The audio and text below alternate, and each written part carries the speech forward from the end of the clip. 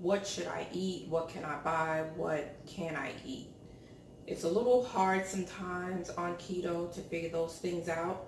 So this video, I want to give you a shopping list, so to say, things that you should have in your household. So let's start with meats. Meats are the staple pretty much in keto. It's the one thing that we are not too restricted on having. So your meats, you're pretty much safe with them. Just be careful if you buy things like packaged bacon, pepperonis, things like that, because sometimes they tend to add sugars, flavoring. So just again, check your numbers in the back to make sure that those fat numbers are up, the carbs and the sugar numbers stay low. But you can do any meat pretty much. So you have your ground beef, your roast, your steaks, your chicken thighs, chicken breasts, anything chicken, your sausages, your bacons, kielbasa, ribs, chops, lamb, you name it, you can have it. Your fish, all of your seafoods are fine. So your shrimp, salmon, trout, all of those things, they're fine. Those are your proteins, pretty much, your proteins and your fats.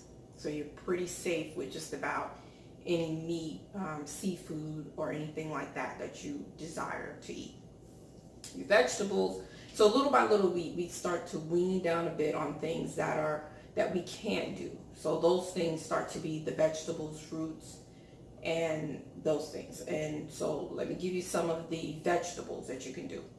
Broccoli, of course, cauliflower, cabbage, bell peppers, cucumbers, lettuce, onions, garlic, your squash, so your butternut squash and spaghetti squash, your summer squashes, zucchini, celery, those are usually good as well.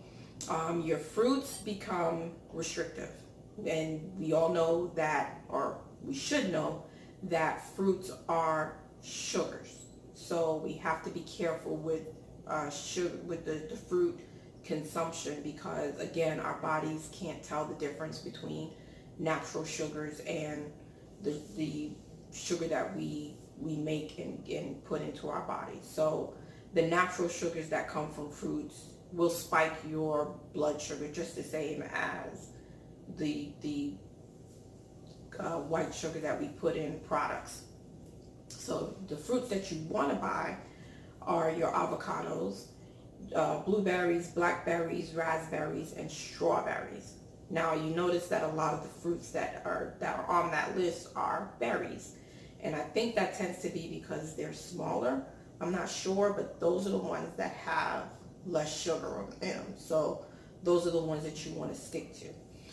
So you want to get your fats and your oils. You want to make sure that you have those on hand, and your fats and oils are going to be avocado, your olive, grapeseed, coconut, and sesame oils. Those are going to be your oils that you want to have on hand.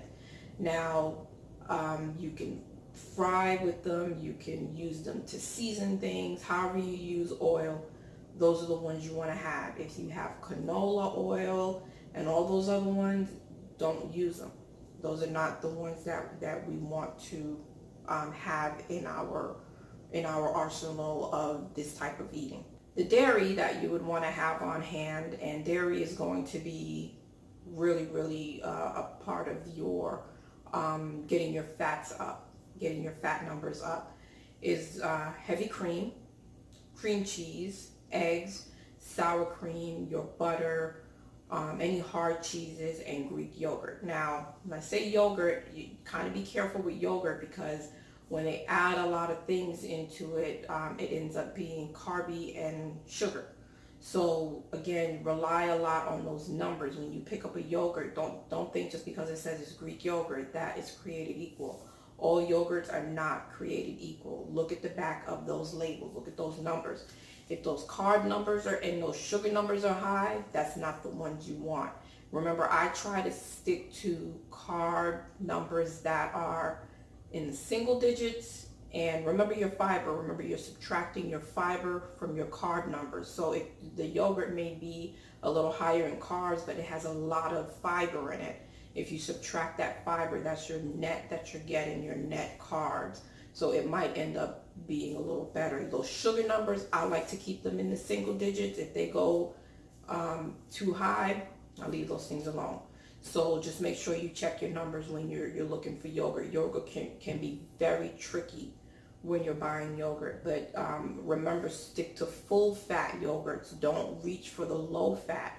We have a tendency, and I mean, that's the way that we've been taught for so many years, that everything that's low fat is good. If you look at the low fat, a lot of times the sugar numbers are going to end up being high because it's low fat. They need to make it taste better, so they'll dump a ton of sugar into it. So that's what you don't want to do. You don't want the low fat. So if you're going to get Greek yogurt, get you a full fat Greek yogurt, one that doesn't say low fat on it. Other items that you want to have around your household, that things that you may end up snacking on, or things that you'll end up finding that you just need a snack to eat or something to munch on. So these are the miscellaneous things that you do want to have in your household. So things like peanut butter, if you want to do sunflower butter, almond butter, any kind of nuts or seeds. Macadamia nuts are an excellent source of fat. I think a quarter cup has like 23 grams of fat for macadamia nuts. That's a wonderful way to boost your fat numbers up. Any sauces that you're going to use, or if you're going to do like a barbecue meat, there are barbecue sauces that have no sugar in them, or low sugar, no sugar. So you want to make sure you have those sauces on hand already. So your ketchup, make sure you get those reduced sugar ketchup. If you have your jellies, make sure you do your jellies that are low sugar as well. Other items, pickles, make sure that they don't have any sweetener in them. If they do, the ones that say sweetened with Splenda are usually better. Again, check those numbers in the back of your labels. Don't just pick something up because I say, hey, buy pickles, and you pick up pickles and it's, the sweet type of pickles, and those sugar numbers are high. So check your labels for all of the items that you're picking up to make sure those numbers are in the range that you need them to be in. Mustards, salsas, so if you like a dip or something like that, you can do salsa.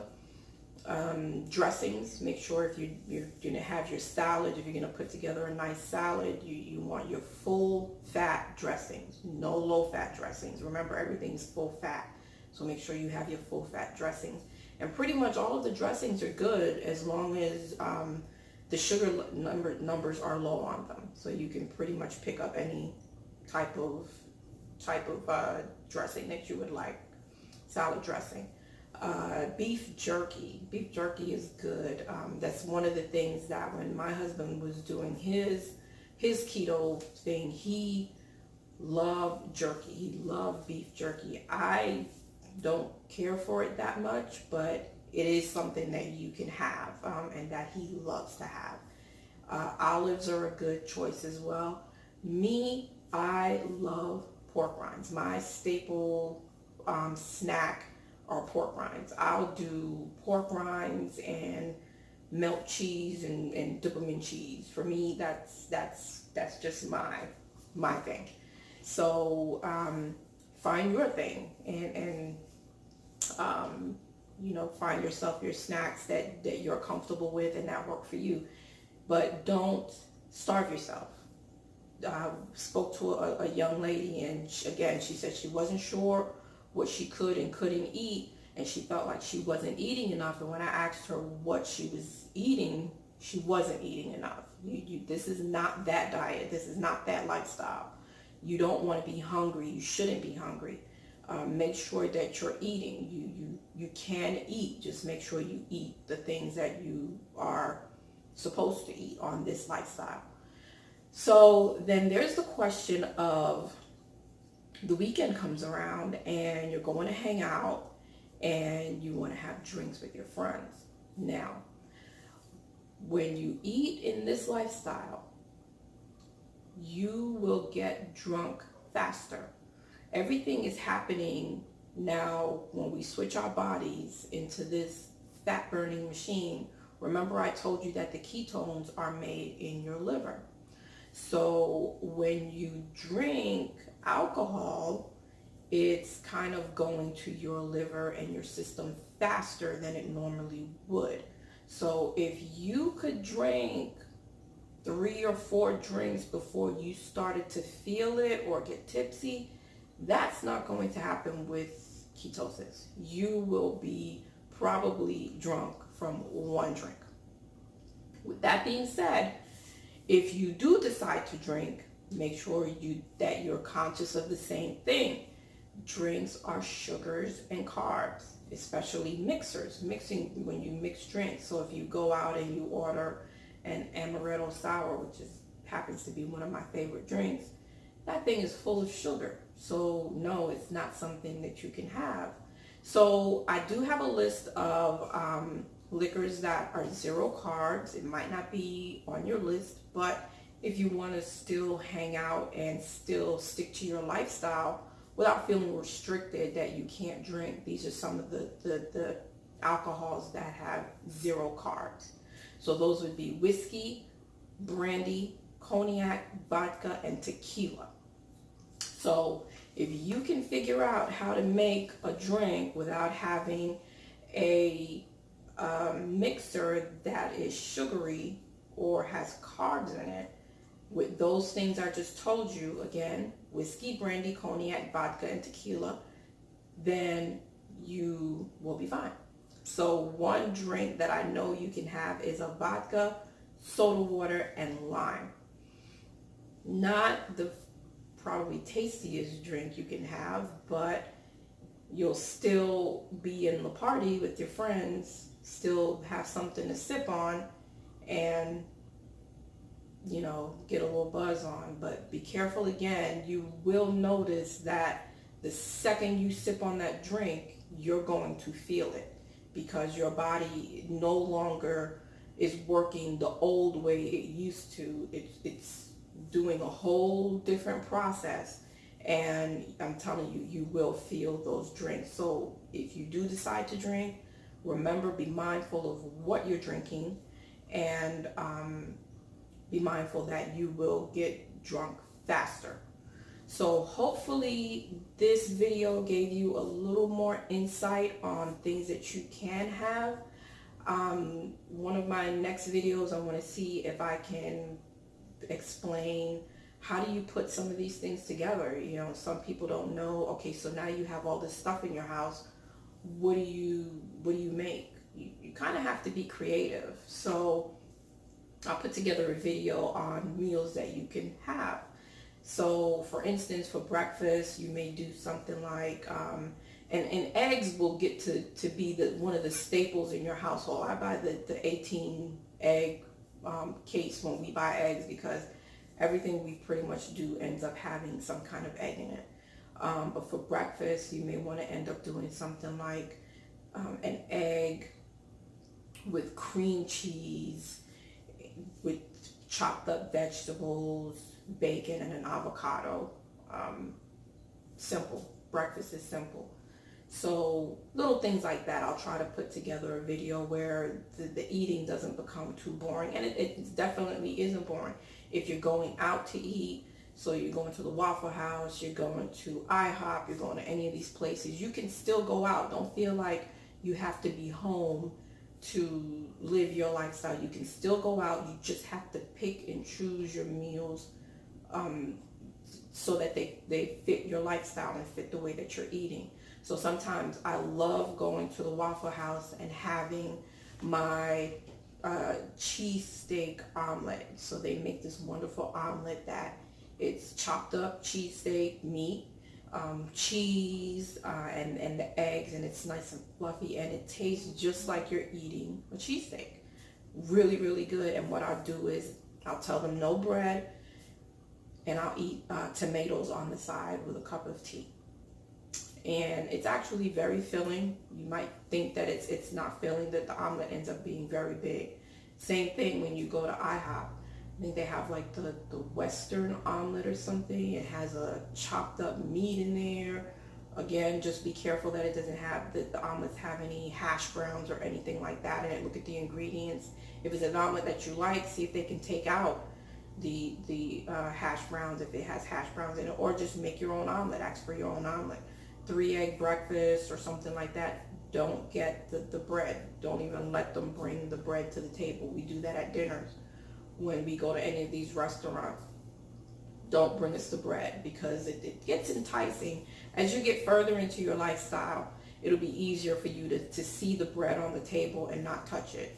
But when you're starting out, you don't need anything that's going to entice you. So again, good luck with your eating. Hopefully that this is getting easier. Hopefully this video makes it a little easier as far as what you need to have in your household, what you should be buying. And look out for my next video as to meal planning. What kind of things can you put together so that it's not boring. It's not a boring thing that you're eating. So again, subscribe, share with your friends, like this video, and I'll see you soon. Take care.